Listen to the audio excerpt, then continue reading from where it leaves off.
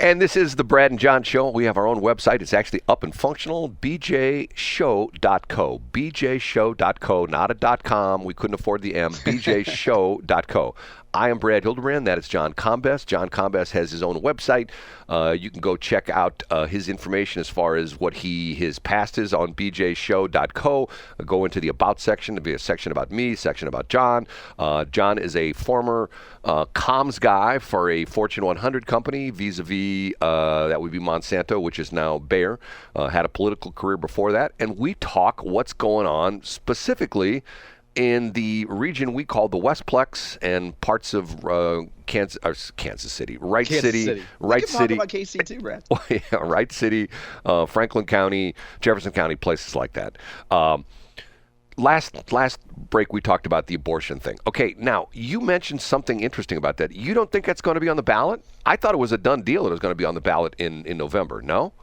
Well, according to the pro-choice people, they're not certain if they'll be able to get it on the ballot.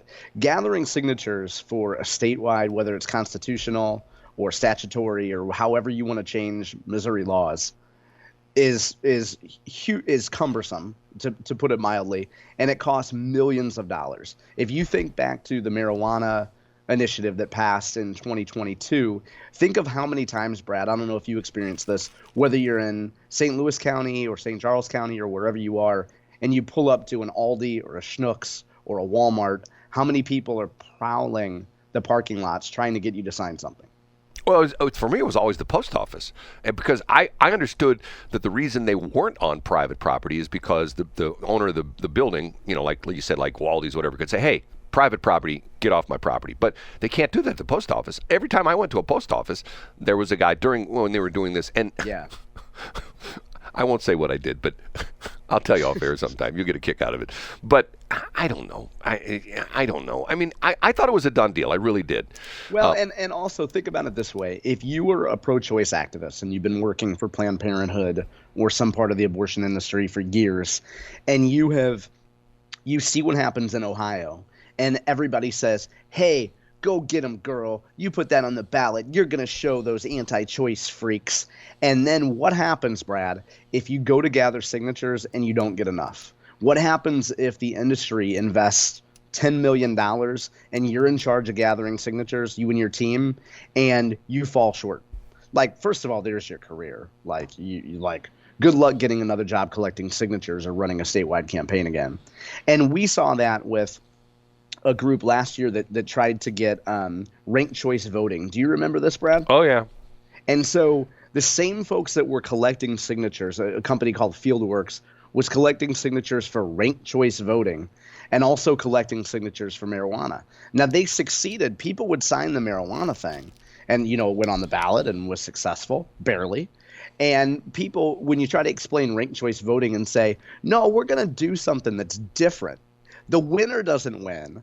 The top few people win, and then it's like a tournament, and then good luck getting signatures. So those folks spent, I'm not sure how many tens of millions of dollars they spent, but they spent millions of dollars. All the consultants got paid, and you know what? For nothing.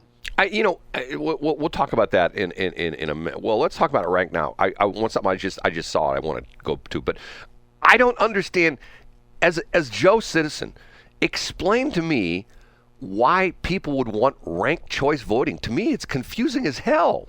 Well, here's why, Brad. If you and I, let's say, are Republicans in California, and we can't win elections, and there's a whole lot of Democrats that win elections, or we start the Brad and John party, and we can't challenge Republicans and Democrats, we say, hey, world, this system is not fair. Let's change the rules of counting votes where you have to actually get, say, in the top 3, and then the top 3 have a runoff, and see everybody, it's just more fair.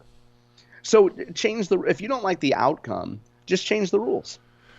I just don't get it. I don't understand it. And to me, it's to the point where it's like, for example, you and I had this discussion yesterday. I said, well, because you were doing the top 3 list, you were going number 1, number 2, number 3, and I go, no, let's do top 40 kind of thing. American top 40, Casey Kasem, 3, 2, 1. Okay.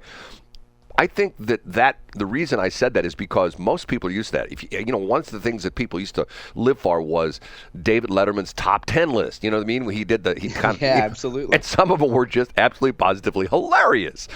And you couldn't wait to hear what number one was. Okay, but it's sort of the same thing in the ranked choice voting. It's like, okay, candidate A got 50,000 votes. Candidate B got 48,000 votes. Guess what? It's really clear that candidate A won. Why do we need to change that? You know what I mean? It doesn't make any sense to me. Well, and here's why. Because if you have interest groups, and I looked this up while we were just talking, Brad, and a group based out of Virginia that believes in ranked choice voting, they gave the Missouri group over $6.7 million.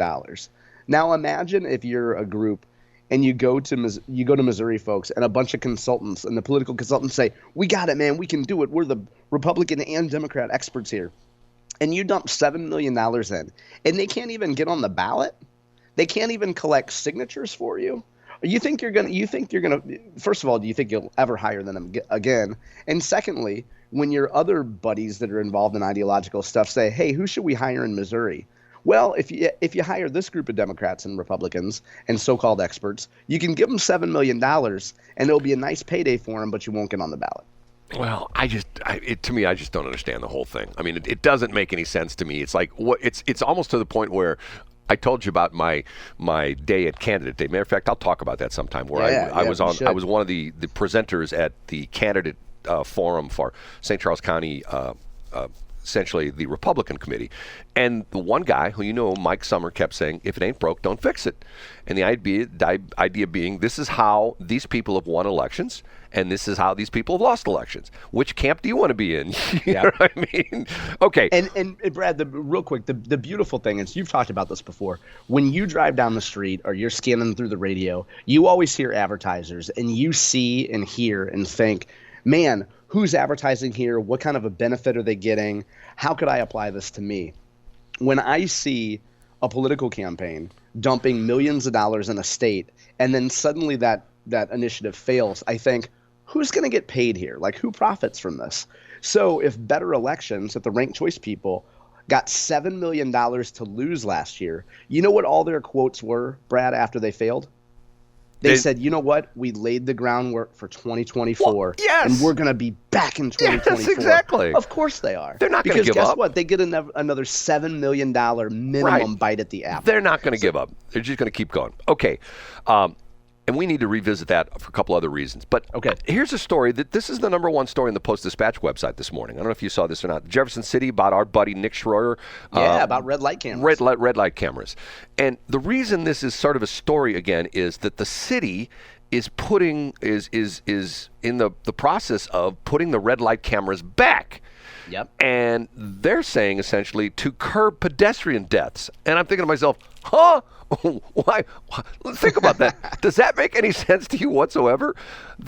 Because I know there's a lot of pedestrians that are killed in the city of, or a lot of pedestrians killed in every major city because people, you get to the point where, how many times has this happened to you? This happens to me at shopping centers all the time, where somebody just walks out in front of you. They don't even look. Absolutely. They come out of the store. It's pedestrian entitlement. I can't stand it. Right. Well, but what's interesting about it is, to me, the absolute positive worst place, I go there from time to time because I go to Micro Center. It's that shopping center at the end of the Interbelt, right there on the south side of Eager Road. You know what I'm talking about? Oh, gosh. And and what's interesting about it is they shoehorned a bunch of stores into a not so big area, and most of the stores from the front door to where you're walking in the traffic lane is like 10 feet. So in other words, somebody can come out of the front door of the store relatively quickly and take 3 or 4 steps, and they're bang in the traffic lane. And I've had that happen to me, where especially the Target's not as bad. When you go on the other side, I can't remember which door it is. It sits right up on the lane where in other words, somebody calls out of the store, and let's say they're walking briskly, or let's say they just trot out of the store or something like that. Bang, they're in the traffic lane in like a half second. And to me, I see that. Okay, but why would the red light cameras be used in the city to help pedestrian deaths, or to help prevent pedestrian deaths? Does that make any sense to you, John? Yeah, I'll tell you exactly how much sense it makes. It's, if you're this administration, you're looking for whatever victories that you can put on a campaign flyer the next time you're up for election. And you can say, win or lose on red light cameras, hey, we tried to get red light cameras, and then you find some kind of an exaggerated number of how many deaths it would have saved. And when people, what is the number one weakness of any urban administration? Murder, Right. death. So you say, okay, we didn't exactly solve homicides, but guess what we tried to do? We tried to get red light cameras, and people tried to stop them. The guys in Jeff City tried to stop them. We tried to get gun control, and people in Jeff City tried to stop us. Think of how successful our administration would be if it wasn't for these Republicans in Jeff City stopping us at every turn. Well, let's be honest. The red light cameras, for the most part, are a money grab. Oh, of course they are, yeah. When I did the talk show in Washington, when our studios were in Washington, Missouri, the mayor there, Dick Stratman, was this huge red light camera fan. And now, and when I got into this and actually dug into it, there was a company, I think it was called ATS or something like that. There were ATS Traffic Solutions. Right. There were a couple different companies. And the way the system was set up was the company comes into town, they lobby the local officials, the council people, alder people, whatever they are, the mayor, and they go, hey, look, it's going to be great, it's going to be wonderful, blah, blah, blah, blah, blah, blah, blah. And essentially what they pitch the fact that they're like, we're going to cut down, T-boning accidents in intersections and blah, blah, blah. Okay. But there's a wink, wink, nod, nod that then they show how they do it. They put the equipment in for free. They don't charge the city, and they get a piece of the action for the ticket. So in other words, Absolutely. let's say if the ticket's $20, I don't know what the percentage was. For every ticket that's paid, they get let's say $6 or $7. Okay, so in Washington, what happened was there was one particular intersection, Highway 100 and Jefferson. When you go on Highway 100 and Jefferson, when you go on the south side of Highway 100, it turns into Highway A. Okay. They put the red light cameras in there, and if you're going west on 100, there was a right turn lane, and it said yield to oncoming traffic. You've seen those before. You can make a right turn if you yield. Okay, they changed it where when they put the traffic lights up, they put in a dedicated right turn signal, and if you force a habit went through that intersection like in the good old days, and you just looked to see there's nobody coming the other way, you rolled through the intersection making a right turn, you got a ticket. And not only that, you had to come to an absolute positive dead stop. Now, what was really interesting was there was a guy who used to come on our show all the time, and the guy's name was, he was an American Airlines pilot. He left the area, sort of sad. Guy Midkiff, I think he just retired from American Airlines. Guy Midkiff went to Jefferson City and was so upset about this. And here was the interesting thing, where the legislators didn't quite understand this. What was interesting about this Highway 100 and Jefferson intersection was that if you were going west, the speed limit was 45. If you're going east, the speed limit was 55. But yet they had the same length of yellow light. So in other words, the idea being is that the faster an intersection that cars travel through it have a yellow light, that yellow light has to be longer because you have to give drivers, if they're doing 55 as opposed to 25, you can make a decision, oh, the light turned yellow, I need to stop. At 55 miles an hour, you don't have the choice of, if let's say you're a couple hundred feet out from the intersection, all of a sudden the light turns yellow, you can't just jam on the brakes because, A, you're going to have a rear end accident. And Guy went to Jefferson City and went in front of a committee, and the people didn't understand what he was talking about. He was saying, here's the fallacy of this camera. And what's interesting, I don't think they ever did this in the state of Missouri. He brought up other laws around the state, around the country, and other states actually had a graph or a chart that said that if you're driving, if this is an intersection that traffic goes through at 25 miles an hour, the light has to be 2.5 seconds.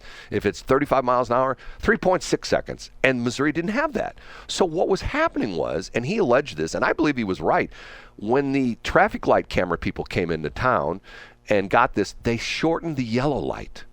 So in other words, more people would get a ticket, And I'm going this is a scam. Now, go ahead. Well, the classic story is, do you know the Joe Brazel story in St. Charles County? No, go ahead. I'll tell you what, let's take a break first.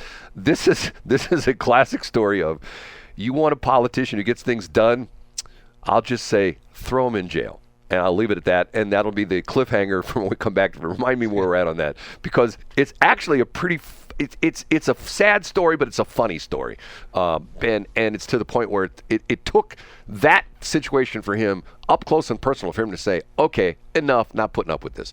Okay, we're going to take a break. It's 7:39.